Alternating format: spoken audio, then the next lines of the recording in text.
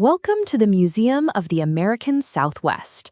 Today, we're exploring a place tucked right into the bottom corner of the map, Arizona. You might already know its famous nickname, the Grand Canyon State.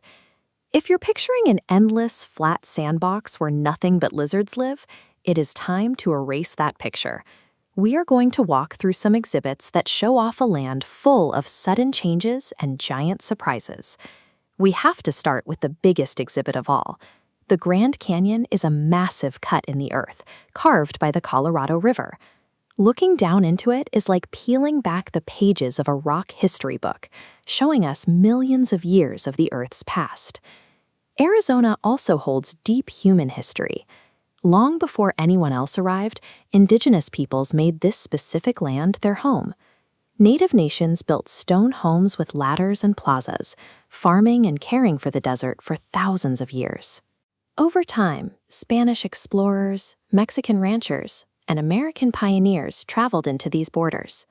All of these different communities mixed together, and on Valentine's Day in 1912, Arizona officially became the 48th state. While Arizona officially joined the Union just over a century ago, these layers prove its identity is actually measured in ancient irrigation canals and miles of carved rock. Let's look at how the land itself changes. In the southern basins, the summer sun bakes the ground, but if you drive up into the northern mountains, the air cools down and you will find yourself surrounded by thick pine forests and winter snowstorms. Down in the Sonoran Desert, plants have to be clever.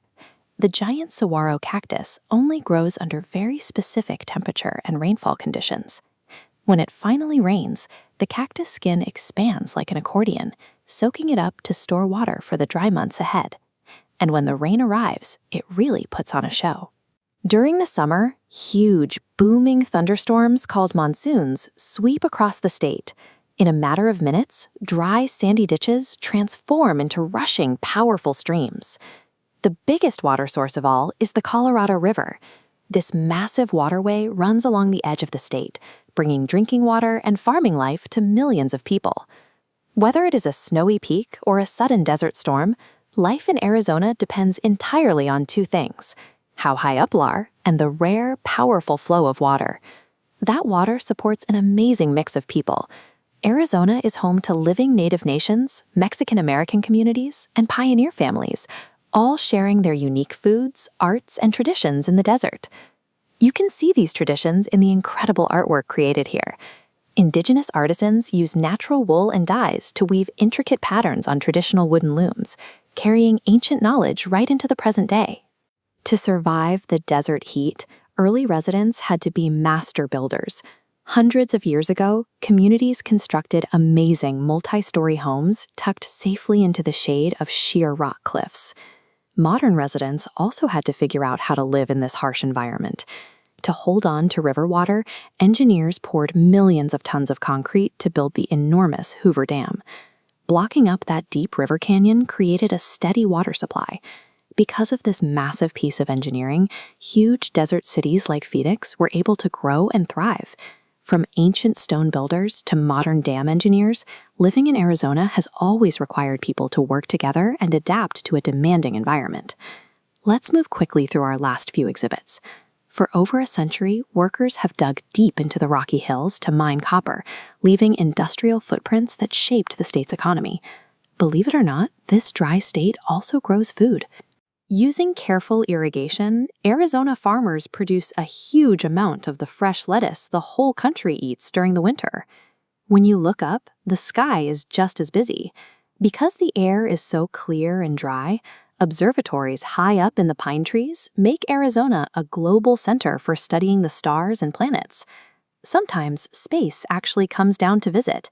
Thousands of years ago, a huge meteor crashed right into the northern plains, and it punched a massive hole into the flat ground that you can still visit today. If we put all of Arizona's symbols in one display case, you would see the speckled cactus wren, the green branches of the Palo Verde tree, and bright blue pieces of turquoise stone. You would also find a very strict set of rules protecting the desert. In fact, it is illegal to chop down a giant saguaro cactus, proving how fiercely Arizonans protect their wild plants.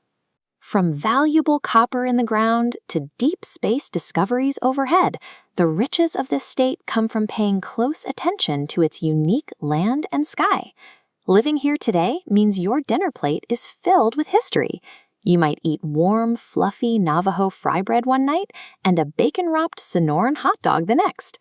On the weekends, people head outside to explore. You can spend your morning hiking a snowy trail in the mountains and your afternoon rafting down a warm desert river. Visitors love to join in on the fun too. Travelers from all over the world still drive down historic roads like Route 66 to see these sights for themselves. Now it's your turn to join the exhibit. Stand up, bend your arms upward like the heavy branches of a giant saguaro cactus, and hold perfectly still. You've got it. Arizona is a living map of the Southwest that thrives when we respect its water, its history, and the many different communities that share this beautiful desert home.